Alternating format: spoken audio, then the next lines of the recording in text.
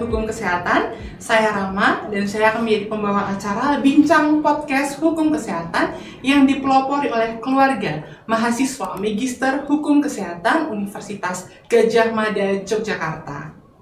3 Desember yang lalu kita memperingati Hari Disabilitas Internasional.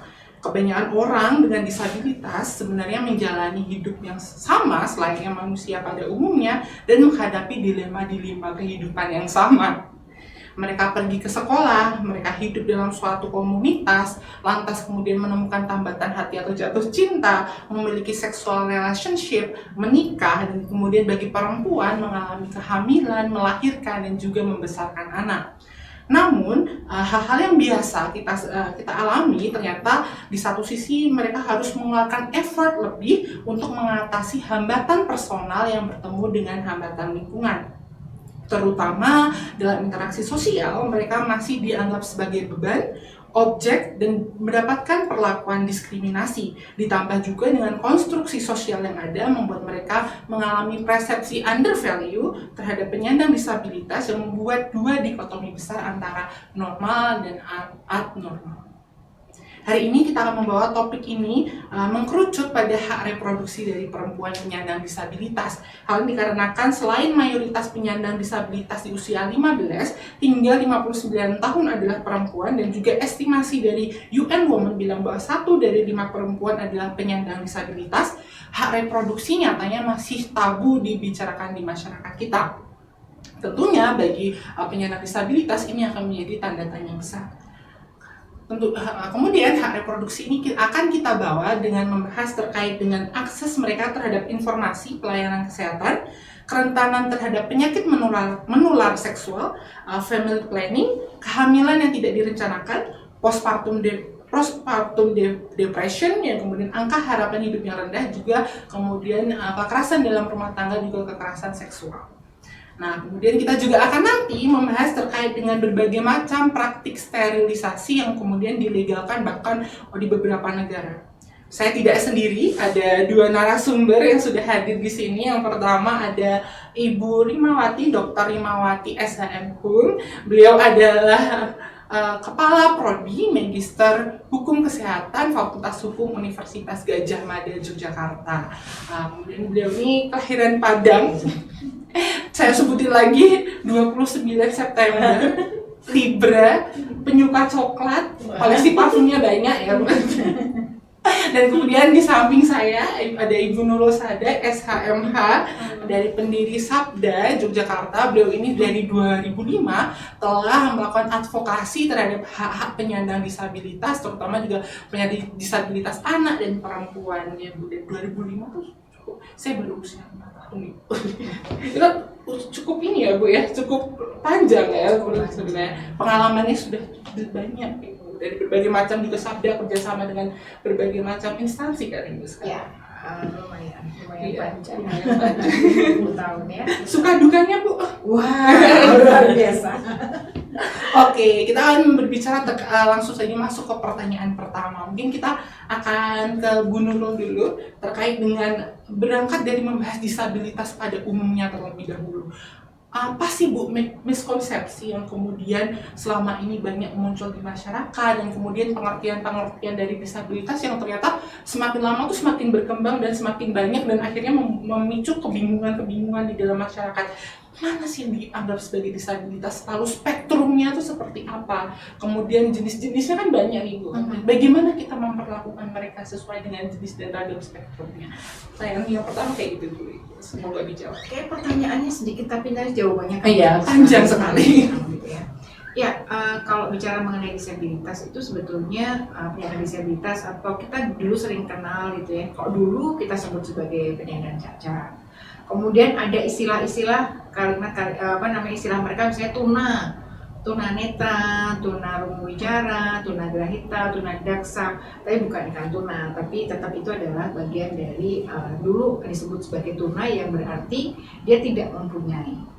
Kemudian bergeser lagi ke istilah di tahun jadi penyandang cacat itu masih ada dari tahun dengan Undang-Undang 97 itu kan menggunakan istilah penyandang cacat, dan kemudian baru berganti menjadi istilah jadi penyandang disabilitas itu di tahun 2016 yang 8. Tapi sebelumnya memang ada proses di situ.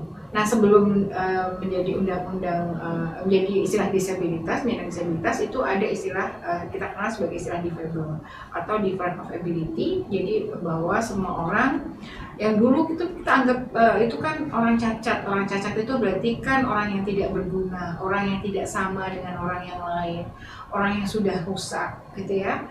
Jadi kemudian tidak mau gitu ya teman-teman, kemudian kita menggunakan istilah difabel atau different of ability. Jadi semua orang itu mempunyai sebenarnya kemampuan yang sama, tapi kemudian caranya saja yang berbeda. Jadi tidak ada orang yang cacat yang kemudian karena persepsinya gitu kemudian melihat bahwa penyandang cacat itu berarti orang yang tidak berguna, orang yang tidak produktif, orang yang selalu harus kemudian membutuhkan orang lain untuk membantu, gitu ya, selalu butuh bantuan baik dari segi materi atau yang lainnya, sehingga aktivitas atau program yang diberikan pun lebih bersifat karitatif, gitu ya, sumbangan, bantuan, gitu ya, kemudian nanti apapun lah yang kemudian diberikan dan semoga penyandang disabilitas atau penyandang cacat waktu itu hidup.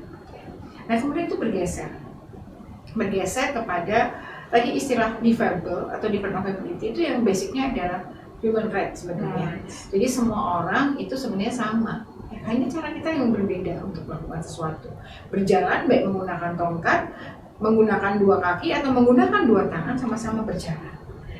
Bicara dengan menggunakan bahasa lisan, bahasa isyarat atau tulisan tetap saja bicara. Itu yang kemudian menggunakan istilah difabel. Tapi kembali lagi kita kan kemudian juga mengikuti namanya adanya UNCRPD. UNCRPD itu menggunakan istilah person with disability. Kemudian akhirnya dibahasakan Indonesia dan kemudian disepakati dengan menggunakan istilah penyandang disabilitas. Nah, pergeseran istilah itu juga sebenarnya ada pergeseran ini ya, pemaknaan juga dan pendekatan gitu ya. Yang dulu menggunakan karitatif murni karena penyandang disabilitas itu dia tadi lah dianggap dia tidak mampu, gitu, tidak normal, gitu ya. Dan kemudian bergeser ke human right, tapi kemudian akhirnya kalau menggunakan UNCRPD itu menggunakan sosial model. Tapi sebenarnya kalau UNCRPD itu yang kemudian sekarang diambil gitu ya, kemudian diterjemahkan gitu ya di dalam Undang-Undang 8 2016 itu sebenarnya bukan bukan sosial model murni, tapi sebetulnya juga ada unsur medikalnya sedikit gitu ya, tapi tidak berada di depan. Medikal adalah bagian dari sosial model itu, dan kita kemudian ngomongnya adalah biososial model. Nah itu kemudian jadi dari pendekatan karitatif, kemudian human right juga gitu ya, kemudian pendekatan sosial bahwa yang dulu misalnya miskonsepsinya bahwa kita itu kadang-kadang dulu dianggap penyandang disabilitas itu lahir dari gua gitu ya. Jadi dia tidak punya keluarga, tidak punya hak untuk berkeluarga, tidak punya hak untuk kemudian berinteraksi sosial. Ya udah hidup aja di gua, di rumah, dia tidak bertemu dengan siapapun, tidak perlu berinteraksi dengan siapapun, tidak perlu berkembang gitu. Nah, ke arah bahwa kalau di Undang-Undang 8 2016 yang berbasis dari NCRPD bahwa adalah individu yang secara sosial, yang kemudian dia bisa bertumbuh, berkembang, dan kemudian dia mempunyai otonomi atas tubuhnya sendiri. Gitu ya. Ini adalah urusannya dengan partisipasi, kemudian urusannya dengan interaksi sosial, gitu ya. Dan bagaimana itu kemudian dia bisa kemudian tumbuh, berdaya, berpartisipasi secara penuh dan positif. Gitu sih. Masih sama Bu Nurul, mungkin kita bisa melihat bahwa UNCRPD itu ternyata dia tidak memberikan hak-hak baru ya Bu bagi penyandang disabilitas, namun lebih mengutamakan untuk menyingkirkan adanya diskriminasi. Jadi itu merupakan pendekatan yang menurut Ibu lebih cocok dibandingkan yang lalu atau seperti apa? Ya, UNCRPD itu kan sebenarnya melihat bahwa manusia, penyandang disabilitas itu adalah individu, gitu ya. Individu seorang yang kemudian dia memang mempunyai hambatan terkait dengan misalnya hambatan yang memang bersifat personal gitu ya, kesulitan untuk melihat, hambatan untuk berjalan, punya hambatan untuk bicara, dan kemudian dari hambatannya itu dia kan mempunyai hambatan untuk berinteraksi sosial, untuk berpartisipasi penuh. Sehingga bagaimana hambatan yang tadi hubungannya dengan untuk berpartisipasi, untuk berinteraksi, untuk kemudian dia tumbuh berkembang dengan baik, itu yang kemudian hambatan di luar itu yang kemudian direduksi melalui UNCRPD dengan namanya misalnya aksesibilitas, akomodasi yang layak dan sebagainya. Nah kemudian ada pemberian informasi, ada dukungan-dukungan sehingga tetap individu ini tetap diakui sebagai individu yang mandiri sendiri, dia punya otonomi atas tubuhnya sendiri yang bisa membuat keputusan sendiri gitu. Dan sesuatu ya pada dirinya termasuk juga hak atas seksual dan sebagainya. Oke, kita memutuskan untuk dirinya sendiri. Mungkin saya bergeser ke Bu Rima. Kan tadi kita sudah salah satunya terkait dengan memutuskan atau personal choice bagi dirinya sendiri. Ini kan berkaitan dengan kecakapan di hadapan hukum ya Ibu ya tentu saja. Nah kemudian mungkin bisa Ibu elaborasikan terkait dengan sejauh mana kemudian orang disabilitas ini kita bisa dorong umpamanya untuk menentukan personal choice, terutama dalam kaitannya tubuhku adalah otoritasku dan kaitannya dengan untuk memilih kemudian pelayanan kesehatan pada umumnya Bu Ibu.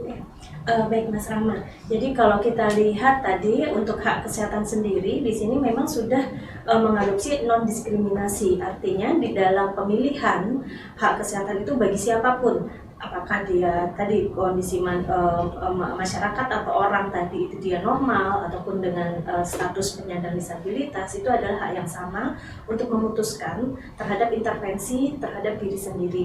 Nah kalau kita kaitkan dengan pelayanan kesehatan di sini penyandang disabilitas pun baik anak, seharusnya ya nanti ada anak, ada wali gitu, ada remaja, ada lanjut usia ataupun dalam hal ini ibu penyandang disabilitas itu punya hak untuk memutuskan pelayanan kesehatan, akses untuk mendapatkan pelayanan kesehatan seperti apa yang akan bisa diambil atau diputuskan untuk memutuskan mendapatkan pelayanan tersebut. Seperti itu. Masih pertanyaan yang mungkin berkutat dengan kecakapan Ibu. Kaitannya dengan kemudian sejauh mana si penyandang disabilitas ini kemudian bisa dia berarti dia sudah cukup mungkin dari sisi kedewasaannya atau kemudian petugas kesehatan tuh harus mempertimbangkan apa kaitannya dengan si ini bisa untuk menentukan ini atau kita memberikan informasi kepada orang lain atau keluarganya seperti itu. Nah, melanjutkan tadi pertanyaan dan menjawab pertanyaan dari Mas Rama, kita lihat konteksnya nanti ketika nanti di dalam pelayanan kesehatan, kita ambil contoh kesehatan reproduksi gitu ya. Tadi kalau di dalam undang-undang kesehatan kita yang baru, Undang-Undang 17 tahun 2023 untuk pelayanan kesehatan atau upaya kesehatan untuk kesehatan itu meliputi siklus manusia, yaitu mulai dari bayi, anak, remaja, dewasa sampai dengan lanjut usia. Nah, sehingga dengan siklus manusia itu tadi artinya apa? Artinya sama hak kesehatan tersebut. Nah, ketika kita mengambil konteks di sini adalah konteks siklus manusia dengan konteks nanti ada manusia dalam hal ini adalah dengan penyandang disabilitas, artinya untuk mengambil keputusan-keputusan terhadap pelayanan kesehatan tadi itu dalam tataran norma mengaturnya itu tidak ada diskriminasi. Cuman ketika kita lihat tadi sudah disampaikan oleh Bu Nurul bahwa ada keterbatasan, harus ada pendampingan dan sebagainya, ketika di pelayanan kesehatan kita harus tahu dulu nih jenis-jenis disabilitas yang dialami atau yang yang diderita oleh masyarakat atau orang tersebut. Sebagai contoh kita lihat sebagai hak untuk memilih program keluarga berencana sebagai contoh.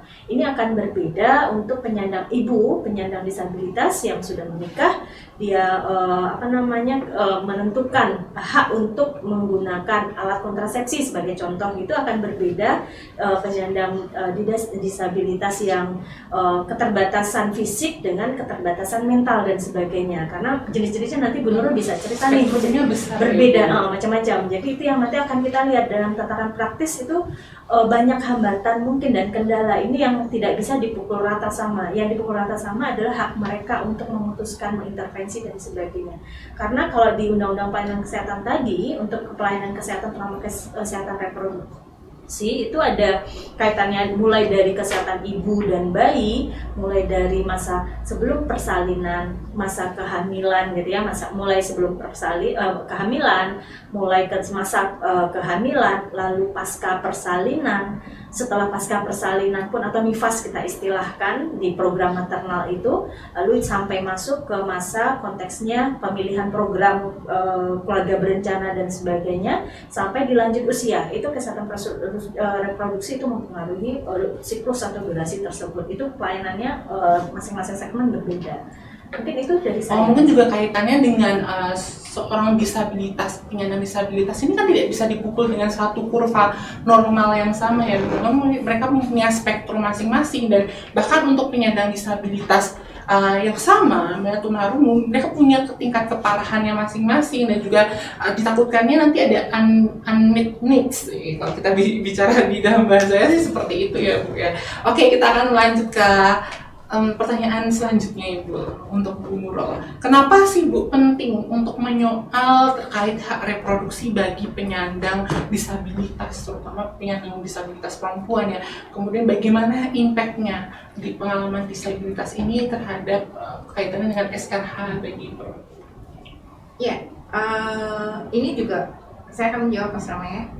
Tadi hubungannya dengan, sebelumnya saya akan sedikit menarik berkaitan dengan saat kita bicara mengenai penyandang disabilitas atau difabel itu kan seringkali orang mengatakan bahwa penyandang disabilitas itu tidak normal. Ya, gitu ya. Saya ingin menyampaikan bahwa normalitas itu sebetulnya berkaitan dengan mayoritas dan minoritas. Saat kemudian ada satu orang tuli di sebuah kumpulan orang yang bisa dengar, maka yang tidak normal adalah tuli. Tapi saat kemudian orang saat bisa mendengar satu di kumpulan orang yang kemudian tuli, maka yang tidak normal adalah yang dengar. Jadi, tapi itu kan karena memang dianggap tidak normal teman-teman penyandang disabilitas karena sebetulnya sedikit, gitu ya. Hampir semua orang gitu berjalan dengan menggunakan 2 kaki. Saat saya menggunakan 3 kaki, yang satu adalah kaki saya dianggap tidak normal. Nah, ketidaknormalan ini seringkali juga dianggap negatif. Nah, termasuk juga dianggap punya pengaruh yang sangat besar terkait dengan persoalan seksualitas dan reproduksinya. Kenapa ini jadi cukup penting untuk kemudian dibahas? Bahwa seringkali juga masih mispersepsi gitu ya, bahwa seorang perempuan disabilitas saat kemudian dia akan kesulitan, dianggap dia ada kesulitan saat melakukan hubungan seksual, bisa jadi. Atau ada mispersepsi bahwa penyandang disabilitas itu atau perempuan disabilitas itu aseksual atau bahkan hiperseksual. Nah, sebetulnya persoalan seksualitas itu kembali lagi itu ada soal terkait dengan kebutuhan biologis, ada juga itu dipengaruhi oleh budaya masyarakat, ada juga informasi-informasi yang tersampaikan, bisa jadi juga ada contoh di sekelilingnya. Jadi itu sebenarnya ya sama antara penyandang disabilitas dengan yang bukan disabilitas, perempuan disabilitas punya kebutuhan juga, gitu ya.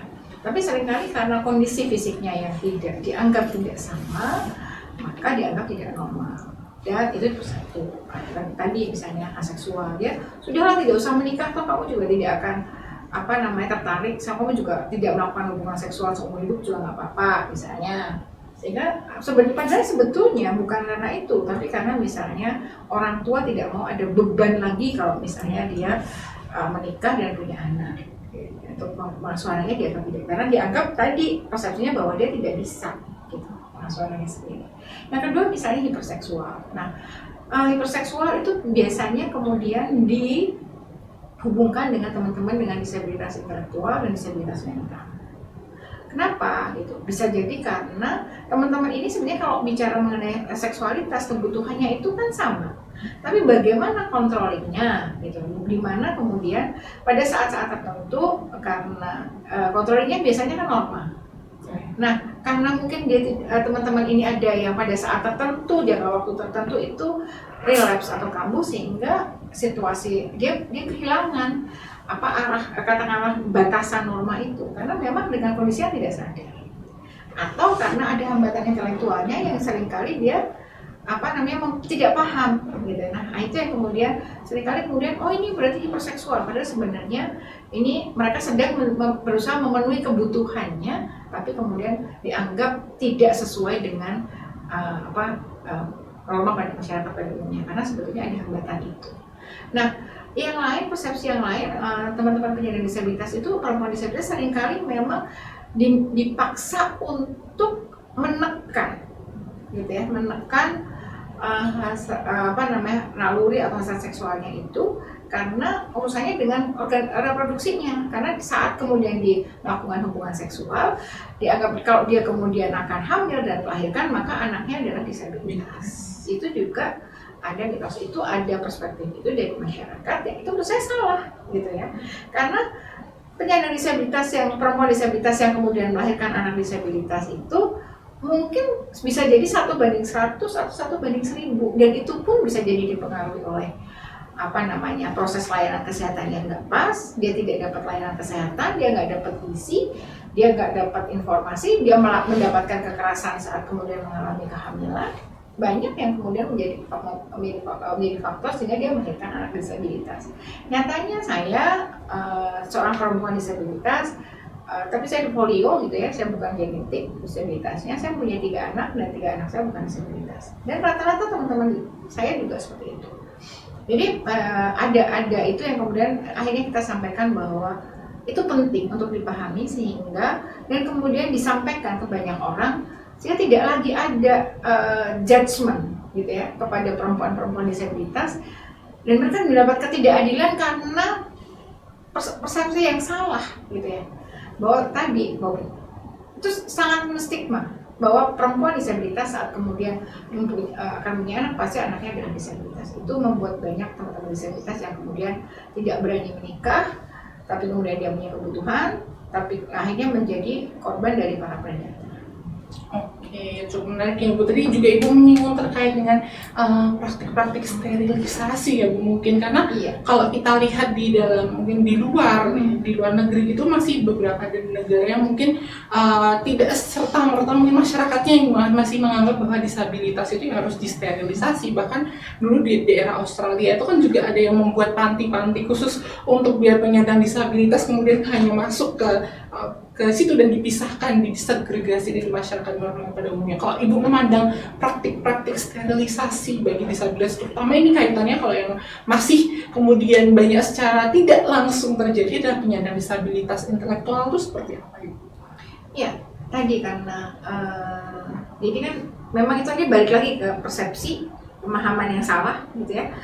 Dan terkait dengan disabilitas yang dianggap tidak bisa mengontrol dirinya sendiri, tidak bisa mengontrol tubuhnya, tidak bisa merawat bayinya, dan juga tidak bisa kemudian melawan kekerasan, gitu kan. Nah jadinya akhirnya begitu mereka kan ada cukup banyak kasus kekerasan yang kemudian kekerasan seksual yang dilakukan oleh orang-orang terdekat atau juga orang jauh gitu ya, yang mengakibatkan teman-teman penyandang disabilitas itu hamil. Nah, saat kemudian hamil melahirkan, itu kan tidak ada yang bertanggung jawab dan itu menjadi beban lagi kepada keluarganya. Beban lagi pada keluarganya, beban lagi di masyarakat, atau dia karena memang beberapa teman ini yang biasa yang sering mengalami kekerasan seksual ini adalah teman-teman intelektual, teman mental, disabilitas mental dan pemuda. Dan dia juga punya kesempatan untuk kemudian merawat bayinya sendiri. Nah, sehingga orang-orang di sekitarnya termasuk keluarganya, kemudian gurunya, orang-orang yang di lingkungan kesehatan waktu itu udah steril aja. Nah, meskipun kita juga tidak sepakat tuh kalau di steril, karena kalau steril itu seperti kayaknya ada perampok banyak di jalan, sementara kita di rumah dan kunci itu kita dikunci di dalam rumah dan mempersilahkan para perampok itu untuk masuk dan berkosa, seperti itu kan. Nah, itu sebenarnya kalau di Indonesia banyak. Kasus-kasus itu banyak dan saya juga menemukan misalnya ada seorang disabilitas tuli berbicara gitu ya, dia sebetulnya dia pernah gitu ya, ini cerita sedikit, dia pernah mengalami kehamilan yang tidak diharapkan, KTD dengan pacarnya. Setelah itu tidak disetujui keluarga dan akhirnya tidak menikah, dan kemudian dia dinikahkan dengan orang lain. Seorang laki-laki yang sudah punya 7 atau 8 anak. Dan kemudian begitu dia melahirkan anak pertama, kalau langsung dia disteril. Gitu. Dia kemudian bertanya, kenapa saya harus disteril sementara saya masih punya anak lagi. Nah, ternyata keluarganya berpendapat bahwa kamu lebih baik disteril karena kamu sudah punya satu dua anak dan dia sudah punya katakanlah 8 atau 9 anak, sehingga itu akan merepotkan banyak orang. Balik lagi, yang dilihat itu steril itu bukan karena kepentingan perempuan disabilitas ini sendiri, tapi pada kepentingan pada keluarganya atau kepentingan pasangannya. Gitu. Mungkin sangat menarik ya Ibu terkait dengan topik-topik sexual reproduction khususnya bagi penyandang disabilitas. Ke Bu Rimawati mungkin Bu, karena Ibu juga tesisnya berkaitan dengan sexual health reproduction ini ya Bu. Mungkin apa sih Bu hal-hal yang perlu diadres kaitannya dengan sexual health reproduction bagi penyandang disabilitas khususnya di Indonesia ini seperti apa? Apakah ada isu-isu tertentu yang menjadi perbincangan dan perlu diluruskan bagi masyarakat dan harus diadres? Baik Mas Rama, jadi menyambung tadi penjelasan dari Bu Nurul, memang kalau kita berbicara tentang hak seksual dan hak reproduksi secara umum, ini memang menyangkut bagaimana perlindungannya dan bagaimana hak untuk mengakses dan jaminan terkait dengan hak seksual dan hak reproduktivitas tersebut. Nah, tidak hanya bagi perempuan, juga bagi laki-laki. Namun kalau kita lihat dalam konteks Indonesia, dan kita tambahkan lagi untuk variabelnya adalah penyandang disabilitas. Nah, ini agak dua hal yang lebih kompleks sekali. Kenapa? Karena di dalam konteks Indonesianya dulu, pengaturan untuk hak seksual dan reproduksi itu masih ada pengaruh, tidak hanya walaupun sudah ada dinormakan, diatur dalam peraturan perundang-undangan, tapi kita di masyarakat Indonesia ini masih ada pengaruh dari budaya gitu ya, latar belakang masyarakat yang sistem matriarki itu masih mempengaruhi untuk mengambil keputusan hak seksual dan reproduksi tadi.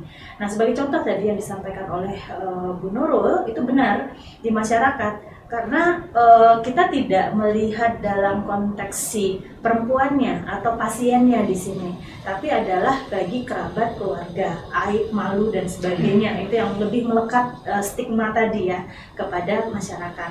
Nah, sehingga kalau kita berbicara dikaitkan dengan kita lihat bahwa angka kematian ibu dan bayi itu di masyarakat itu tinggi dengan berbagai faktor gitu ya. Kalau kita lihat ya, kesehatan reproduksi ini ada yang dipengaruhi oleh budaya, praktek-praktek persalinan, praktek untuk memutuskan tadi bagaimana hak untuk bereproduksi dan sebagainya di masyarakat. Nah, ini juga miris ketika nanti ada pengaruh budaya di dalamnya. Kalau kita lihat di dalam konteks masyarakat di Indonesia, dan masyarakat Indonesia itu adalah penyandang disabilitas sebagai contoh. Saya menemukan ini di disertasinya saya, hak untuk memutuskan. Kalau kita lihat, ini saya mengambil lokasi waktu itu di ND, di Wolojita, di mana budaya patriarkinya tinggi gitu ya, dan juga ada pengaruh dalam perkawinan mereka itu adanya belis gitu. Jadi hak perempuan, kita melihat perempuan dalam konteks di sini yang nanti akan melahirkan, menikah, melahirkan, membesarkan anak, itu hak untuk mengambil atau untuk otonomi terhadap kesehatan reproduksinya sendiri, itu juga akan mempengaruhi juga bagaimana nanti konteks perkawinan dan budaya di masyarakat patriarkinya belis tadi itu dijadikan indikator. Nah, sehingga ketika nanti misalkan mereka sudah beresiko nih, ibu hamil tadi beresiko untuk melahirkan, mungkin karena faktor usia atau mungkin faktor sudah ada tanda-tanda di trimester ketiga, ini nggak bisa nih persalinan normal gitu ya, atau dengan kondisi tertentu gitu beresiko, ada indikasi medis, bidan menyampaikan, karena kan fasilitas pelayanan kesehatan juga di wilayah ND itu terutama angka kematian ibunya juga cukup tinggi, juga jauh dari akses untuk pelayanan kesehatan. Nah, sehingga bidan-bidan ini berpesan kepada ibu hamil yang berisiko tinggi tadi untuk ketika mau melahirkan mereka sebaiknya tinggal di rumah singgah. Nah, konteks itu sebenarnya udah ada upaya pemerintah daerah gitu ya, menjembatani tadi untuk memangkas gitu ya angka kematian ibu. Bagaimana caranya nih biar bisa tertolong persalinan-persalinan tadi, tapi mereka terbelenggu kalau mereka di rumah singgah tadi untuk persalinan menunggu sampai masa HPL telah melahirkan. Ini nggak boleh sama, karena dia kan ikut suami, kerabat suami dan sebagainya, ini nggak boleh mereka ikut di sana. Nah, sehingga dalam konteks itu mereka harus ikut, mungkin persalinan dibantu oleh dukun dengan berdasarkan keputusan dari keluarga besar suami dan sebagainya. Itu konteksnya di masyarakat yang kalau kita lihat belum kita masukkan instrumen pengaruh dari penyandang disabilitas gitu ya. Nah itu masih konteksnya saya memang melihat dalam konteks perempuannya, ibunya di dalam masyarakat patrilineal di suku Lionya. Nah kalau kita masukkan tadi isu tadi udah ada patriarkinya, budayanya, dan ditambah penyandang disabilitas, nah ini juga akan semakin mendiskreditkan menjadi minoritas gitu ya, konteksnya untuk mengambil hak suara, nanti bagaimana persalinannya, sehingga kalau kita lihat di beberapa daerah dan memang penyandang disabilitas ini untuk memutuskan saja itu semua suara ada di keluarga atau di kerabat untuk memutuskan haknya. Nah ini beberapa kasus kalau dari hasil riset saya terkaitan dengan Espro, terutama untuk memutuskan nih korban-korban tadi. Kita ada PP juga terkait dengan pelayanan kesehatan reproduksi. Jadi kalau untuk perempuan penyandang disabilitas, mohon maaf misalkan kehamilan karena kekerasan seksual dan sebagainya, korban dari pemerkosaan dan sebagainya, itu bagi keluarga tadi yang disampaikan oleh Bu Nurul itu benar bahwa itu menjadi beban bagi keluarga. Jadi jangan sampai anak ini melahirkan, jadi ada abortus dan sebagainya. Jadi konteks inilah yang diupayakan oleh pemerintah bagaimana, karena pasti ada traumatis dari si ibu tadi gitu. Terlepas dia penyandang disabilitas atau tidak. Jadi traumatis di konteks kesehatan ketika dia melahirkan, ketika nanti dia melahirkan bayi tadi korban dari kekerasan seksual. Nah, sementara kalau kita kaitkan nanti dia bagaimana membesarkan bayi tersebut, ataupun nanti memutuskan ketika sudah bayi ini dibesarkan ataupun tidak gitu, dilanjutkan nanti ketika mereka harus dipaksa, diintervensi untuk melakukan sterilisasi dan sebagainya. Karena tadi untuk mengurangi atau menghilangkan nanti ke depan tidak ada beban keluarga.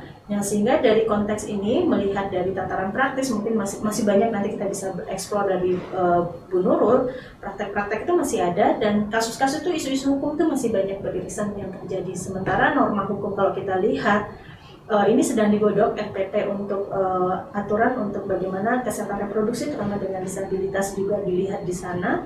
Memang itu harus inline ya antara norma dan nanti di tataran praktisnya seperti apa. Gitu. Oke, berarti menarik ya Ibu kalau misalnya kita berbicara terkait dengan kekerasan seksual atau kekerasan dalam rumah tangga, justru orang-orang yang harusnya memprovide secara mungkin juga pelakunya tuh justru orang-orang yang harusnya memberikan support atau yang memberikan dukungan terhadap mereka untuk membantu hidup mereka. Jadi ini menjadi suatu kayak istilahnya lingkaran setan ya Bu sebenarnya, karena ya bagaimanapun mereka adalah seseorang yang mendukung mereka untuk hidup sehari-hari, mungkin membantu secara keterbatasan terhambat oleh lingkungan dan faktor personal mereka, dan kemudian ketika ada kekerasan mereka akan lebih rentan untuk sulit keluar dari kekerasan itu, kekerasan seksual dan kekerasan dalam rumah tangga ya, karena orang-orang yang selama ini seharusnya mendukung mereka kemudian mereka justru terpapar oleh kekerasan dari orang-orang yang seharusnya mendukung mereka, harus dielaborasikan seperti itu.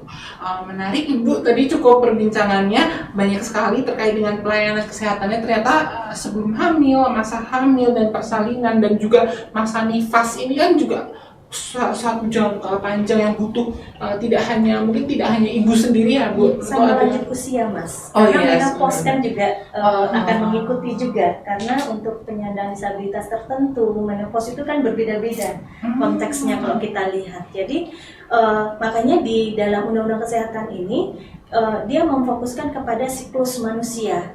Jadi kalau kesehatan ibu, bayi, dan anak itu melekatnya nanti di maternalnya, nanti di persalinan dan sebagainya.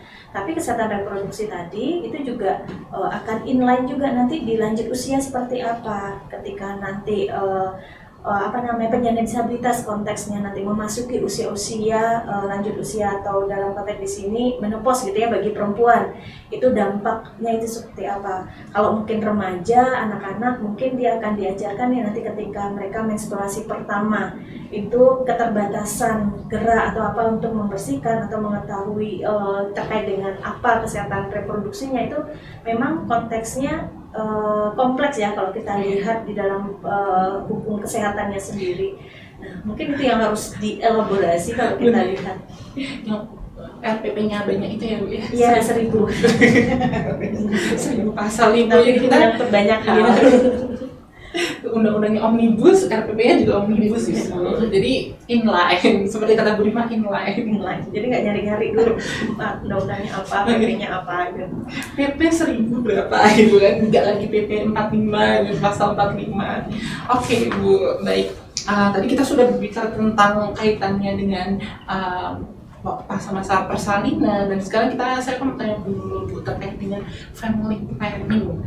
Kalau penyandang disabilitas sebenarnya hambatannya seperti apa sih Bu? Kalau disabilitas itu hendak melakukan family planning, mulai dari mengakses ke dokternya kan pasti ada agak kesulitan ya Bu. Tentunya juga ada family planning kan menggunakan obat-obatan tertentu yang mungkin juga bisa berinteraksi dengan kondisi disabilitas itu sendiri, dengan mungkin dia masih minum obat apa dan kemudian berbenturan dengan obat dari family planning ini ternyata masih punya efek samping. Nah, bebannya family planning selama ini kan juga masih ke perempuan ya Ibu. Jadi jarang banget laki-laki yang KB, padahal ada KB laki-laki yang jadi seperti apa sih Bu hambatannya untuk disabilitas perempuan mengakses family planning? Ya, ngomongin family planning itu, kalau saya jadi ingat ada pasal di dalam RPD yang ngomongin bahwa penyandang disabilitas termasuk perempuan disabilitas itu punya hak untuk berkeluarga dan kemudian mengatur gitu ya, merencanakan terkait dengan keluarganya itu ada masalahnya. Tapi memang situasi yang terjadi justru bahwa penyandang disabilitas sendiri itu seringkali memang tidak bisa memutuskan, tidak mempunyai ruang, tidak punya hak untuk di dalam. Karena tadi di masyarakat kita terkait dengan keluarga, terkait pernikahan itu kan bukan hanya urusan personal, itu adalah urusan keluarga besar. Mau menikah itu urusan keluarga besar, anak itu urusan keluarga besar. Jadi bukan urusannya pasangan, apalagi itu bisa jadi bukan hak perempuan untuk membuat keputusan itu. Jadi pengaruh extended family. Nah itu besar. Nah kalau kita bicara di situ itu secara umum ya. Tapi kalau ngomongin lagi terkait dengan disabilitas, yang disabilitas itu mau menikah itu juga sudah mau menikah. Kalau kita belum ngomongin bahwa pernikahan itu adalah pilihan, belum ya, belum. Kita ngomong bahwa saat ada penyandang disabilitas yang ingin menikah pun tantangannya itu besar sekali. Kenapa gitu ya? Karena tadi ada persoalan bahwa dianggap dia tidak mampu untuk menghidupi keluarganya, tidak mampu mengurus keluarganya, terutama perempuan yang dianggap nggak bisa ngurusin urusan domestik. Kalau keluar juga tidak bisa untuk ngurusin persoalan untuk bekerja atau kemudian mencukupi kebutuhan keluarganya. Jadi kalau menikah, nanti kehidupanmu gimana, anakmu gimana, paling akan memberatkan ke keluarga yang lain, apalagi keluarga pasangannya. Nanti kalau punya anak harus dibantu, mahal bayar pembantu. Nah itu juga. Kalau mau pengen punya anak harus operasi sesar, misalnya pada disabilitas fisik. Operasi sesar itu juga mahal, harus jual sapi, harus jual apa, itu nggak bisa jadi. Jadi ada persoalan itu yang kemudian melingkupi, belum kemudian tadi ditambah dengan kalau disabilitas dianggap akan punya anak disabilitas. Itu persoalan yang kemudian selalu menghantui teman-teman perempuan disabilitas. Nah saat kemudian setelah itu kan kadang-kadang ini pilihannya boleh menikah, silakan, tapi kamu nggak boleh punya anak. Nggak boleh punya anak berarti dia kemudian dipaksa tadi sterilisasi atau KB, atau kemudian bahkan kalau kemudian dia punya anak nggak boleh mengurus anaknya sendiri gitu. Karena dia kan misalnya teman-teman blind, dianggap dia nggak bisa ngurusin anaknya sendiri sehingga diurusin oleh orang lain. Jadi besok kamu nggak usah punya anak lagi. Nah untuk itu kemudian akhirnya pemilihannya juga, kalau misalnya untuk tidak punya anak kamu mau disteril atau KB. KB itu tidak kemudian ditanya gitu. Sebetulnya kamu ingin KB ke apa, atau kemudian yang ingin KB adalah kamu atau pasanganmu. Enggak. Jadi tiba-tiba udah habis lahiran di KB aja, disteril aja. Gitu. Nah, itu yang kemudian menjadi sebenarnya situasi-situasi yang banyak terjadi. Nah, tapi kenapa kemudian itu juga ada persoalan juga bahwa seringkali tadi menempatkan perempuan disabilitas itu bukan orang yang mempunyai hak atas tubuhnya sendiri, itu masih ada di misalnya pemberdayaan kesehatan. Dia nanya apakah perempuan ini mau melahirkan normal atau sesar atau mau KB A B C D, itu bukan pada perempuan disabilitasnya tapi kepada pasangannya, pada keluarganya. Jadi ini tidak tahu harus gimana, dan mungkin karena pemberi layanan itu tidak cukup paham bagaimana berkomunikasi, tidak cukup paham bagaimana berinteraksi, tidak cukup paham bagaimana meminta pendapat dari perempuan disabilitas ini yang mungkin punya hambatan komunikasi atau hambatan interaksi, atau bahkan sebenarnya dia bisa semuanya, cuman ada ini persepsi yang beda, persepsi yang salah dari pemberi layanan ke teman-teman disabilitas ini sendiri gitu. Nah itu, jadi sehingga terkait dengan misalnya saya ingin KB-nya kondom laki-laki aja biar suami saya KB saya enggak, atau kemudian saya lebih nyaman dengan menggunakan IUD gitu.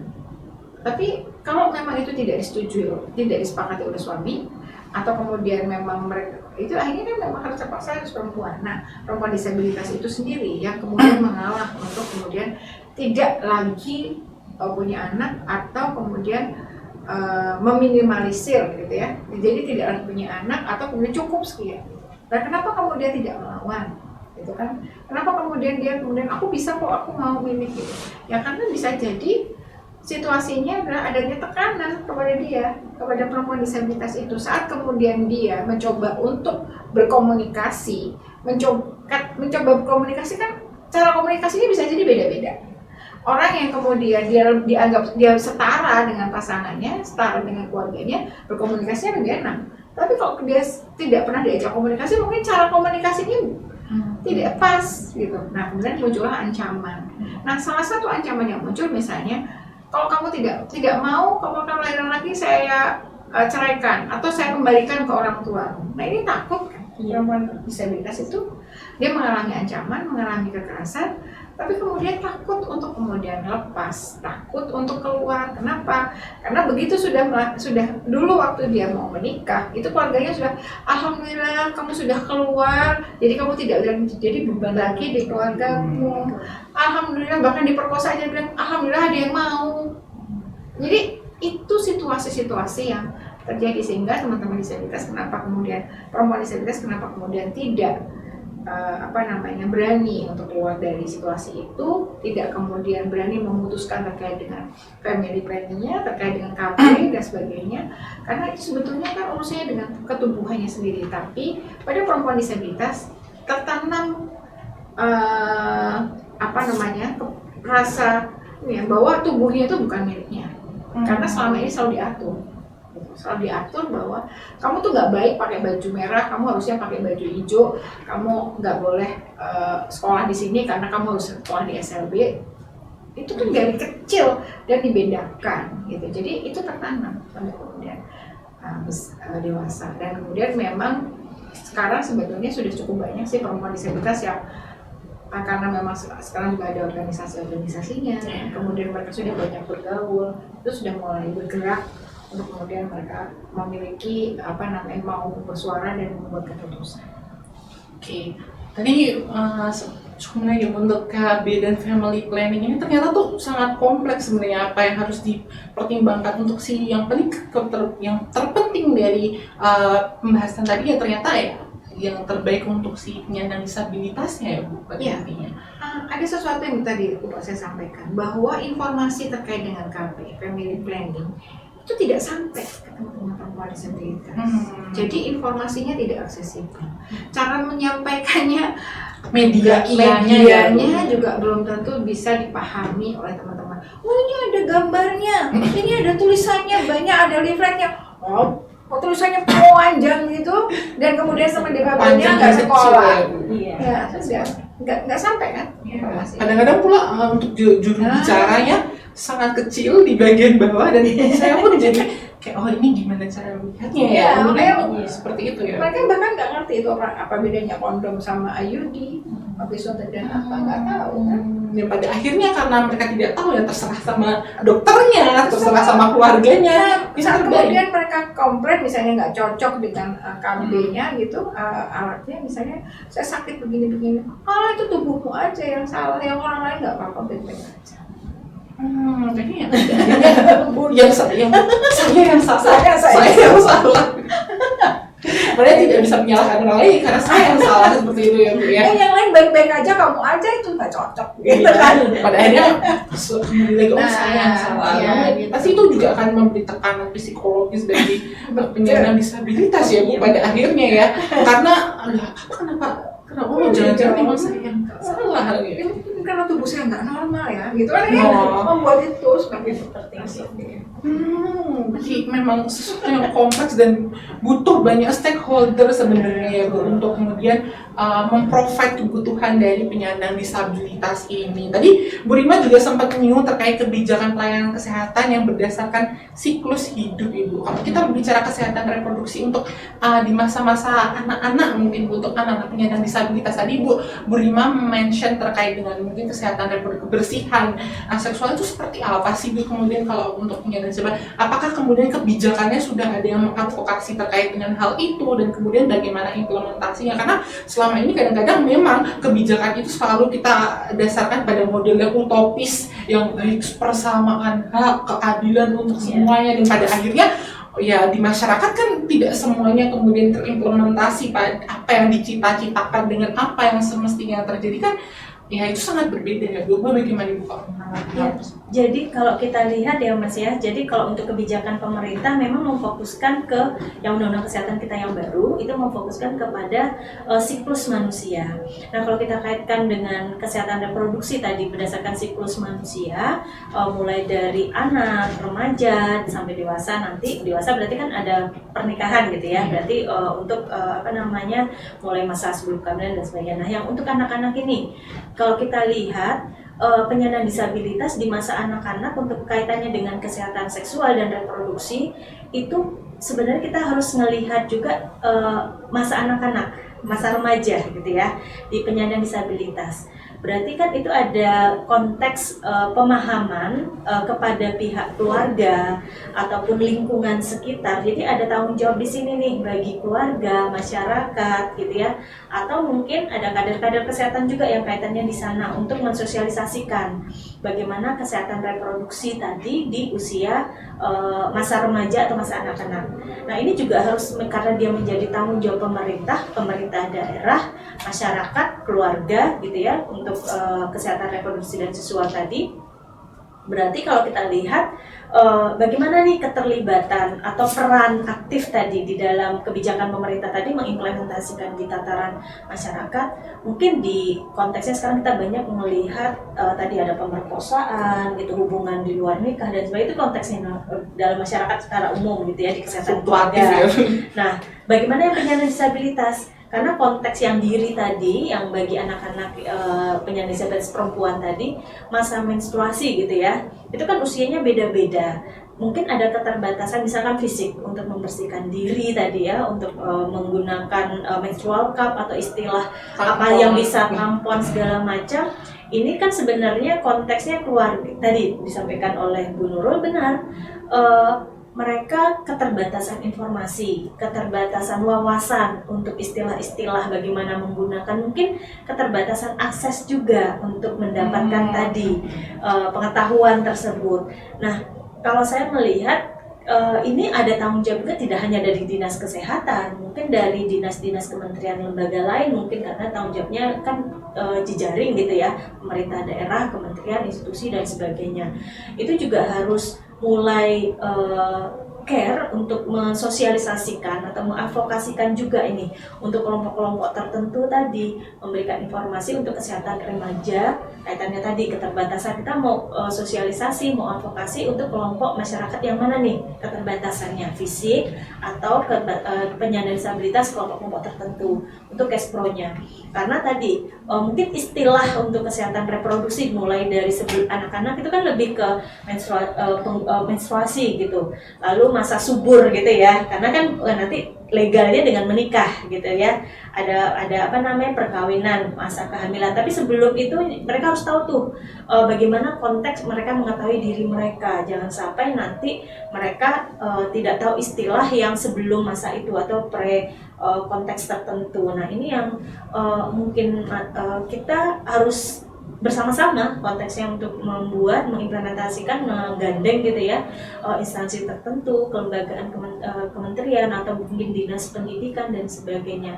Kalau di masyarakat mungkin bisa menggandeng melalui ya biasanya kan kader-kader kesehatan atau LSM gitu ya yang bisa mensosialisasikan. Nah ini yang apa namanya yang kalau kita lihat belum banyak ya di masyarakat praktek-praktek seperti itu. Mungkin seperti itu kalau kita di konteks anak-anak. Yang anak-anak biasa seperti itu. Oke, dari tadi kan kita selalu membahas dari Bu Rima, dari Bu Nurul, tadi selalu dibilang akses dan akses ya Bu.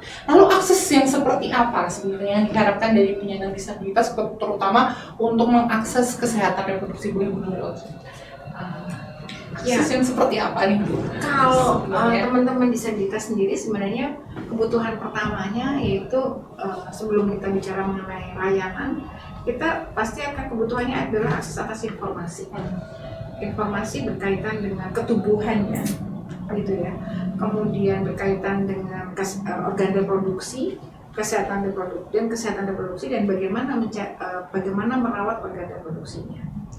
Nah, akses atas informasi ini kan bisa didapatkan dari banyak sumber. Dan juga saat mereka kesulitan untuk mendapatkan atau dapat tapi tidak paham, harus ada pendamping kan. Nah pendampingnya kenapa kemudian menjadi sangat penting untuk misalnya dari orang tua atau orang dewasa di sekitarnya. Nah ini yang kemudian, sehingga orang tua di sekitarnya itu berarti dia juga harus paham, mendapatkan akses atas informasi dan paham bagaimana menjelaskan ini kepada penyandang disabilitas. Karena selama ini mereka mengalami persoalan di dalam kesehatan reproduksinya, organ reproduksinya, bahkan mengalami kekerasan seksual karena sebenarnya seksualitas atau kemudian ngomongin reproduksi itu seringkali dianggap tabu oleh keluarganya. Jadi di sekolah didapat, ternyata begitu sampai di rumah, misalnya mereka sederhana aja, ibu kenapa kalau di dekat vagina atau di penis itu ada bulunya? Itu ibunya langsung marah, kayak gitu diomongin gitu. Nah sebetulnya itu mungkin anak dapat dari sekolah. Ya soalnya kita udah dewasa semua ya, jadi kayak gitu dan kemudian anak itu dibawa ke rumah dan kemudian kamu nggak usah ngomongin itu. Nah sementara dia kemudian ada hal-hal yang kemudian ingin mereka tanyakan itu dan itu tertutup sehingga mereka akan mencari informasi ke tempat yang lain. Gitu. Nah, yang kedua misalnya, yang teman-teman butuhkan adalah layanan kesehatan reproduksi dari level paling mendasar, yaitu dari puskesmas atau klinik. Yang kemudian saat mendapatkan layanan pun harus ada juga bukan hanya tindakan, tapi prosesnya, prosedurnya, terus bagaimana apa yang akan dilakukan pada tubuhnya, apa yang kemudian asupan misalnya kamu dikasih apa, termasuk misalnya disuntik dan sebagainya, mereka harus dijelaskan. Karena seringkali ya sudah karena nggak paham ya udah disuntik aja, dioperasi aja, bahkan nggak ada info konsen mereka mau gimana gitu kan. Itu jadi seperti itu. Jadi mereka butuh atas layanan yang baik dari infrastruktur atau SDM-nya itu mempunyai perspektif dan juga mampu dan diberikan memberikan penyandang disabilitas itu ruang untuk kemudian juga kalau bisa ingin konsultasi, juga pengen misalnya aku tidak cocok dengan ini misalnya obat, kalau mau minum obat ini saya ada persoalan, atau bagi teman-teman dengan disabilitas mental saat yang kemudian sedang minum obat dan kemudian mereka mengalami kehamilan bagaimana. Dan itu sebenarnya bukan hanya kemudian dokter yang bisa memutuskan, Tapi bagaimana kemudian misalnya teman-teman disabilitas mental, saya pengen punya anak, tapi sehingga saya pengen menghentikan obat saya sebentar atau diperingan, itu adalah hak dari dia kan. Tapi sementara ini kan memang mungkin sudah mulai bergerak sekarang, tapi setelah yang dulu-dulu kan memang itu sangat berat. Nah tadi kemudian setelah itu teman-teman disabilitas itu juga terkait dengan kesehatan reproduksi juga membutuhkan layanan dan informasi pasca persalinan misalnya. Jadi misalnya terkait dengan KB, terkait dengan kalau mereka misalnya menyusui bagaimana proses nifasnya, kapan mereka bisa punya anak lagi, atau kalau tidak pengen punya anak bagaimana caranya itu. Jadi banyak sekali kebutuhannya yang berkaitan dengan aksesibilitas, kemudian sarana prasarana, infrastruktur, pengetahuan, pendamping dan sebagainya. Banyak. Oke, kalau Bu Rima kan ada spesialisasi di bidang manajemen rumah sakit kan Bu? Ada sertifikatnya Bu Rima kan ada. Nah, kalau Bu Rima sendiri melihat fasilitas pelayanan kesehatan Ibu, seperti apa yang berperspektif terhadap disabilitas itu harusnya seperti apa? Nah, jadi kalau kita memang konteksnya di sini adalah non diskriminasi ya untuk pelayanan kesehatan, akses untuk pelayanan tadi. Kalau kita berbicara kata-kata akses, berarti semua penyandang disabilitas apapun gitu ya, itu di dalam konteks akses untuk mendapatkan layanan, informasi dan sebagainya itu sudah terpenuhi semua. Nah, kalau kita lihat dalam konteks tadi, dalam perspektif dari yang disampaikan oleh Bu Nurul itu di dalam tataran praktis. Lalu bagaimana di konteks nanti di layanannya sendiri? Nah, kalau di layanan kesehatan yang sendiri memang untuk akses berarti kan di fasilitas nih, berarti di akses fasilitas pelayanan kesehatan. Nah, fasilitas-fasilitas yang disediakan pun terutama maksud sampai dengan pemberian informasi seharusnya ya kalau kita lihat dalam konteks ideal norma pengaturannya itu juga harus inklusif gitu ya. Inklusif artinya itu sudah tanpa ada atau tidak pasien yang akan mengakses itu sudah menyediakan sarana prasarana untuk bisa diakses oleh penyandang disabilitas untuk kesehatan dan reproduksinya. Sebagai contoh tadi disampaikan oleh Bu Nurul tadi penyandang disabilitas mungkin masuk dalam hal ini mengakses layanan di rumah sakit atau puskesmas atau klinik. Nah, di salah satu borang akreditasi rumah sakit atau akreditasi fasilitas pelayanan kesehatan tingkat pertama itu juga sudah menyebutkan terutama terkait dengan akses itu sarana prasarana. Nah, yang mungkin tidak terlalu terlihat tapi ini perlu juga ditekankan yaitu kaitannya di dalam tataran tidak hanya di prasarana pendukung saja, tapi adalah di person ya tenaganya, tenaga kesehatannya, dokter, tenaga perawat atau bidan nanti yang menghadapi pasien tadi ya untuk memutuskan segala macam. Jadi kalau kita lihat di dalam konteks manajemen rumah sakit, kalau kita lihat dalam konteks regulasi pengaturan akreditasi kan cuma checklist borang. Tapi di dalam tataran praktis ternyata ada satu pasien nih penyandang disabilitas ingin mereka persalinan dilakukan di puskesmas atau klinik atau di rumah sakit gitu mengakses. Nah, itu kan kalau kita lihat di hukum rumah sakit atau di hukum kesehatannya sendiri itu kan hukumnya jalan itu kan di dalam konteks kontrak terapeutik gitu ya. Jadi apa yang dirasakan segala macam itu kan harus dengan pasien.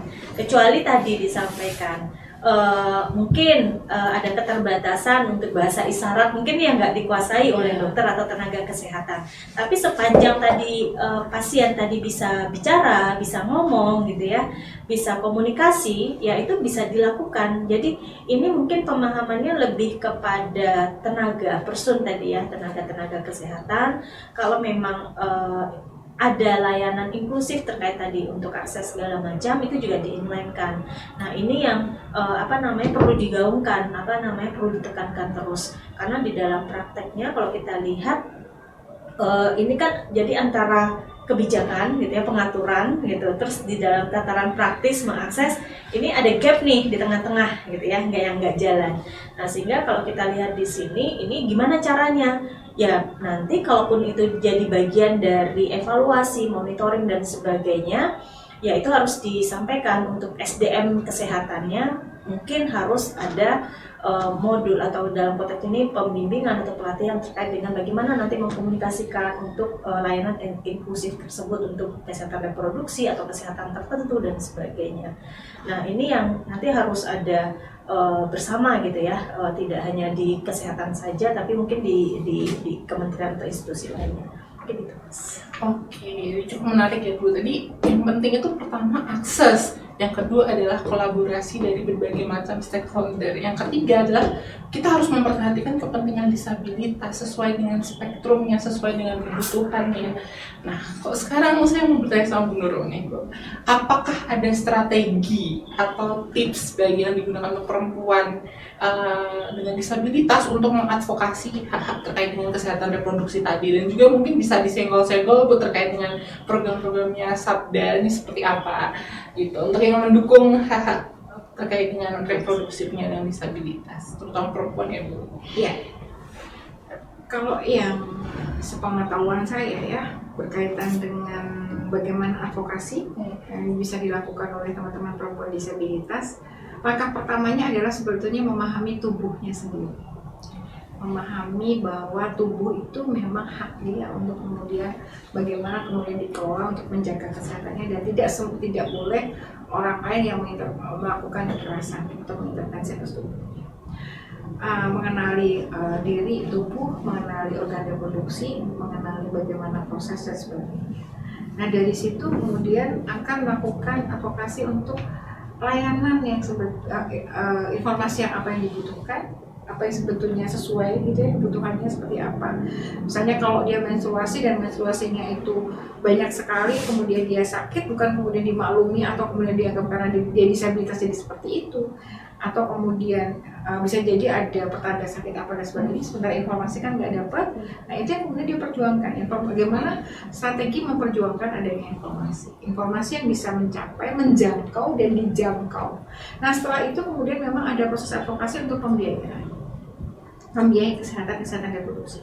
Belum semua penyandang disabilitas atau perempuan disabilitas itu mempunyai jaminan kesehatan. Itu yang pertama. Di saat kemudian dia ingin kemudian mengakses layanan kesehatan reproduksi, sementara dia tidak mempunyai jaminan kesehatan, untuk itu dia harus membayar. Dan itu kalau dia tidak mempunyai sumber penghasilan, maka akan memberatkan keluarganya dan hampir tidak mungkin dia bisa mengakses.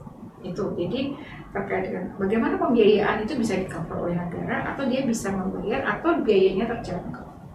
Gitu. Nah, kemudian yang lain adalah aku lupa ya. Jadi terkait dengan pembiayaan, terkait juga dengan misalnya di manakah gitu informasi, di manakah layanan itu tersedia. Misalnya kalau di puskesmas, ternyata puskesmasnya di puskesmas saya itu jam 8 buka, jam 10 tutup. Jam layanannya itu di beberapa, kalau kita ngomong Jogja itu jam layanannya itu tertib gitu ya, karena kita banyak penggunanya dan banyak disoroti. Sementara di daerah-daerah lain itu belum tentu setiap hari buka, belum tentu udah jalan jauh setengah hari sampai di sana tutup. Kalau memang mau akses pagi harus nginep, nah gitu. Nah itu yang kemudian bagaimana sebenarnya layanan itu ada dan kemudian bisa memberikan itu kepada teman-teman dengan perempuan disabilitas itu tanpa stigma. Saat kemudian teman-teman disabilitas itu mengalami sakit atau kemudian ya orang nggak tahu ya, dia kadang-kadang juga ada yang mengalami kehamilan yang tidak diharapkan gitu. Itu udah tiba-tiba pemberi layanannya bilang, kamu sudah difabel kok disabilitas kok tiba-tiba hamil, kamu nakal ya. Itu kan sudah persoalan sendiri. Jadi yang layanan ya tidak menstigma. Saya itu ada advokasi berikutnya, yaitu kalau sudah ada bagaimana proses gitu ya, karena ini juga urusannya misalnya kalau Sabda gitu ya, membangun juga mendorong, mengajak membersamai teman-teman itu tadi mengadvokasi layanan yang aksesibel di layanan kesehatan, mengadvokasi perspektif yang kemudian berpihak, sampai kemudian bagaimana regulasi yang ada. Regulasi yang ada itu kalau terkait dengan kesehatan tadi, regulasi untuk pembangunan layanannya, kemudian pembangunan infrastruktur, kemudian penyediaan SDM, sampai kemudian pembiayaan pada mereka terkait dengan jaminan kesehatan. Saya ingat betul kami menggunakan Sabda itu pernah menggunakan BPJS waktu itu jam kesos di tahun jam kesos yang kemudian ada kelompok disabilitas itu sekitar tahun 2007-2008. Dulu itu penyandang disabilitas itu belum tercover di dalam jaminan kesehatan yang ada. Nah, DIY itu memberikan pertama kali itu di tahun 2007, yaitu itu pokoknya setelah gempa kita melakukan advokasi dan kemudian sama gubernur diperbolehkan ada jaminan kesehatan khusus bagi disabilitas sampai kemudian anggotanya itu sekitar 4.500 orang jadi di cover di menjadi kelompok Sabda. Nah, yang mengagetkan adalah setelah proses setelah mereka itu dapat jaminan kesehatan terutama perempuan disabilitas, maka banyak yang kemudian mereka menikah dan berani untuk punya anak karena sudah tercover. Nah, kemudian setelah itu proses advokasinya adalah bukan hanya tercover, tapi juga coverage-nya memenuhi kebutuhan teman-teman penyandang disabilitas. Jadi itu advokasinya juga lumayan kencang gitu ya. Dan kalau saat ini Sabda memang masih selalu bicara mengenai bagaimana memberikan pemahaman kepada keluarganya, kepada penyandang disabilitas, kepada keluarganya, kemudian mendekatkan layanan kesehatan kepada teman-teman disabilitas dan memberikan pemahaman perspektif kepada teman-teman nakes tenaga kesehatan tersebut, mungkin juga melalui pemerintah daerah dan Kementerian Kesehatan, sampai kemudian mendorong mereka membuat standar operasional prosedur, membuat panduan-panduan dan modul pemberian layanan kepada penyandang disabilitas. Sekarang bahkan yaitu proses-proses itu harus dilalui gitu ya. Cukup panjang melelahkan Ibu. Pasti, tapi kemudian karena bareng ya dengan teman-teman yang bareng dengan teman-teman perempuan disabilitas itu sendiri, ya kemudian kita jadi semangat ya. Dan misalnya saya seorang perempuan disabilitas, saya bagian dari itu yang kemudian sedang perjuangan. Ini teman-teman saya loh. Kalau selama ini hambatannya seperti apa yang paling sering ditemui dalam advokasi perempuan disabilitas dari Ibu sendiri? Sebagian terjun langsung lapangan nih Bu. Ya hambatannya pertama mesti ini persepsi ya, perspektif gitu ya. Kemudian merasa bahwa kita udah memberikan kok layanan yang sama gitu. Tapi padahal sama itu tidak cukup. Sama itu tidak cukup bagi penyandang disabilitas, bahwa haknya itu sama, iya, mendapatkan layanan kesehatan yang optimal dengan standar yang optimal, sama dengan orang lain. Tapi kemudian layanannya itu bukan sama, tapi setara, gitu. Termasuk juga kalau kayak gini jadinya jadi mahal, jadinya lama. Ini misalnya, kalau memeriksa teman-teman disabilitas harus ada juru bahasa isyaratnya, itu berarti nggak cukup 5 menit memeriksa kehamilan, bisa jadi 15 menit. Apa pasien yang lain gimana? Kadang-kadang kan ada perspektifnya seperti itu. Jadi saat kemudian kita bicara mengenai afirmasi, kita bicara tentang layanan yang aksesibel, itu tantangannya biasanya pasti berkaitan dengan budget, ketersediaan budget, ketersediaan SDM, kemudian constraint waktu, begitu. Sukar ya Bu, tapi yang memang tugas pemerintah yang sukar-sukar ya Bu.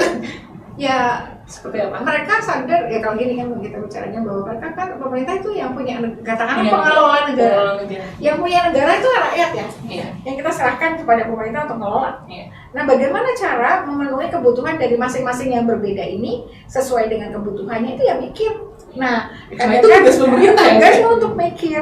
Persoalannya kadang-kadang mungkin karena sudah cukup lelah juga banyak ya, gitu. Akhirnya sulit, kemudian tidak sudah ada patternnya, sudah ada polanya, sudah ada juklak-juklisnya, jadi mereka tidak mau untuk bergeser untuk mengakomodir kebutuhan-kebutuhan yang lain, sehingga memang akhirnya menjadi sangat teknis dilakukan adalah mendampingi mereka untuk mengubah pelan-pelan. Gitu. Jadi mengadaptasikan apa yang sudah ada, nggak bisa ketika kemudian berdiri sendiri itu nggak bisa. Jadi apa yang sudah ada, oke, kayak gini sudah benar, sudah pas, tapi kemudian bagi disabilitas perlu ditambah. Kalau misalnya pemeriksaan bagi yang bukan disabilitas tuh waktunya butuh 5-10 menit saja, tapi bagi penyandang disabilitas mungkin dia butuh waktu 20 menit karena harus ada penjelasan yang perlu dipahami. Kemiskinan struktural mungkin juga banyak ya Bu terjadi. Iya. Karena memang terlihat juga sih ini patternnya. Kemarin sempat ada riset juga Bu yang bilang bahwa pekerja perempuan yang disabilitas ini ternyata less higher than a man. Jadi memang di dalam penyandang disabilitas laki-laki dan perempuan ternyata yang paling banyak dipekerjakan adalah yang laki-laki. Gajinya 50% lebih rendah kalau dibandingkan dengan pekerja perempuan disabilitas, pekerja perempuan pada umumnya. Nah, itu kan sebenarnya kesenjangan-kesenjangan yang akan memicu terkait dengan kemiskinan struktural ini, karena mereka tidak bisa bekerja, mereka tidak bisa memperoleh pendidikan yang lebih baik, yang pada akhirnya yang miskin tetap miskin, yang kaya tetap kaya, dan segregasinya akan semakin tambah tinggi. Iya betul, karena tadi kalau perempuan disabilitas tadi menurut anggapannya dan kemudian diamini gitu sendiri oleh perempuan disabilitas karena itu ya diamini karena memang diamini bahwa saya memang tidak berdaya gitu. Tapi nggak bisa ini dan ya. kemudian menerima begitu saja saat kemudian mereka dibayar lebih murah. Tapi ya mau itu adalah mungkin bukan lagi pilihan. Itu adalah sesuatu situasi kondisi ketidakberdayaan sebetulnya. Ya daripada nggak bisa kerja, nggak bisa makan. Ya. Habitualisasinya tuh harus mungkin lebih ditingkatkan lagi. Iya, itu. Mungkin pertanyaan terakhir untuk Bu Rima nih sebelum kita menutup bincang, nggak kerasa sudah mau sejam itu. Iya. Kan cukup panjang ya kita ngobrol-ngobrol terkait dengan hak reproduksi ini. Kalau Ibu melihat terkait dengan kebijakan baik di level daerah, kemudian level nasional maupun internasional, apakah ada harapan Ibu terkait dengan perbaikan-perbaikan? Apakah sudah berkembang? Apakah ada kemajuan yang lebih pesat dibandingkan dengan Undang-Undang Penyandang Cacat, dimulai dari itu sampai ke Undang-Undang 8 2016 terkait dengan penyandang disabilitas dan undang-undang yang akan datang nih seperti apa? Apakah ada harapan dan bagaimana Ibu mengkritisi kaitannya dengan kebijakan-kebijakan yang telah lalu seperti itu? Baik Mas Rama. Jadi kalau kita lihat di sini sebenarnya kalau dalam implementasi kebijakan untuk adopsi gitu ya, konvensi internasional itu sebenarnya tadi udah disampaikan Bu Nurul, perubahan untuk akomodasi adaptasi itu ya, konvensi internasional untuk penyandang disabilitas ke konteks nasional kita itu sudah dengan Undang-Undang 18 sudah bagus sebenarnya. Tapi permasalahannya di dalam implementasi di daerahnya, karena tiap daerah itu punya karakteristik sendiri, kemampuan, kewenangan masing-masing, keterbatasan, mungkin ada keterbatasan juga, nggak akan sama nanti implementasi Undang-Undang 18 tersebut. Nah sehingga bagaimana nih yang bisa kita harapkan gitu ya, memang kita masih membutuhkan Sabda nih untuk mengadvokasi seluruh Indonesia. Nah jadi sangat dibutuhkan, jadi bukan masih lagi selalu kita harapkan untuk isu-isu kaitannya dengan penyandang disabilitas, isu kaitannya dengan kesehatan, hukum gitu ya, implementasi kebijakan. Ini kita harus melihat nih bagaimana komitmen pemerintah daerah untuk mengakomodir atau mengadopsi gitu ya implementasi dari undang-undang tadi, di mana kalau kita lihat di setiap daerah terutama wilayah-wilayah tertentu gitu ya, itu mungkin sudah jalan nih kaitannya dengan implementasi perlindungan atau pengakuan hak-hak kesehatan reproduksi, seksualitas dan reproduksi untuk teman-teman penyandang disabilitas. Mungkin sampai ada perdanya mungkin ya, atau peraturan kepala daerah. Tapi ada beberapa daerah lagi nggak ada sampai ke sana. Mungkin tadi pemerintah daerah mungkin ada keterbatasan waktu atau mungkin belum sesuatu isu yang bagus tuh untuk diatur di level daerah. Mungkin juga karena pemangku kebijakannya juga bukan betul. penyandang disabilitas ya Bu. Jadi perspektifnya itu mungkin tidak. Jadi makanya kita ada atau tidak gitu ya. Tapi kita harus lihat di bagaimana ini undang-undang bisa isu-isu tertentu ya. Nanti kita lihat di masyarakat ini gimana bisa diakomodir, diadaptasi, diimplementasikan di setiap daerah. Karena di undang-undang itu sendiri memang ada delegasi untuk diatur di pemerintahan daerah pengaturannya. Maksudnya partisipasi ya, betul. Dalam pembuatan, kemudian implementasi dan evaluasi. Iya, hak akses segala macam tadi ya kalau kita lihat. Nah itu yang perlu kita kita harapkan ya di pemerintah. Dari kita juga akademisi juga bisa mengadvokasi ke sana. Mungkin dari temuan riset kita buat policy policy brief gitu ya untuk mengusulkan usulan-usulan kebijakan yang tadi membantu teman-teman terkait dengan akses pelayanan terhadap penyandang disabilitas cash flow-nya. Mungkin gitu. Oke, gitu. Ternyata cukup lama nih kita berbincang-bincang, cukup seru ya Bu, banyak yang Iya. kita dapatkan terkait dengan Isu yang kesehatan. lain gitu ya. Iya, sebenarnya kompleks sekali ya kalau kita lihat dari perbincangan kita tadi. Ini mungkin bisa jadi bahan untuk diskusi kita di lain waktu, Ibu. Siap, Mungkin siap. masih bersedia nggak Ibu ya? harus Nanti kita akan main ke Sabda aja Oh, lah Bu, iya. langsung Bu. Besok Besok kita main hostnya ke beda. Sabda. Ada UGM besok Sabda Oh, Ibu. iya. Boleh kan? Kita main ke sana ya Bu.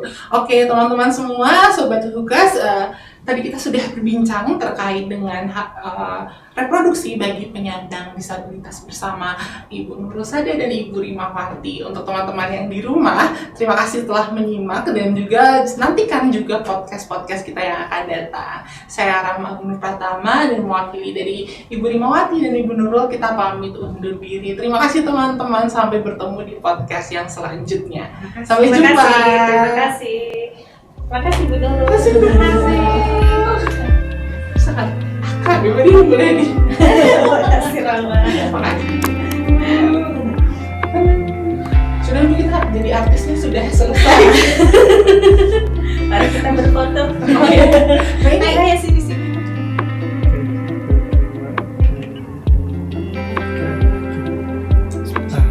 kenapa yang tadi kayak gini? Maksudnya apa?